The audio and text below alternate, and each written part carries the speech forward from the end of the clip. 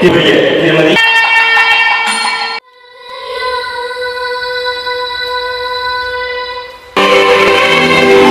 ஒரு உணர்வு ஒன்று எங்களுக்கு ஏற்படுகின்றது. அதிகம் பேசாமல் வருவோரை வரவேற்கும் வழி தெய்வங்கள் அல்ல, எனது ஒரு குலத்தை போகும் இவரை கைதொழுவது. அந்த வகையில் ஒரு நல்ல கவிதையினை நாங்கள் எல்லோரும் சேர்ந்து ரசிப்பதற்கு, புசிப்பதற்கு, மேலும் இதனை பற்றி சிந்திப்பதற்கு வாய்ப்பு ஏற்படுத்தி தந்த இளங்கம்மியன் காளிக்குட்டி நாகேந்திரன் அவர்களுக்கு என்னுடைய வாழ்த்துக்களை தெரிவித்துக் கொண்டு, எதிர்காலத்திலும் இப்படிப்பட்ட கவிதைகள் பிரசவிக்க வேண்டும். கன்னி பிரசவத்தோடு இந்த கவிதை முடிந்து விடக்கூடாது.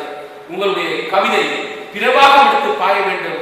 அந்த பிரசவங்களை நாங்களும் வந்து காதுகளால் கேட்டு மகிழ வேண்டும் என்று கேட்டு விடைபெறுகிறேன்.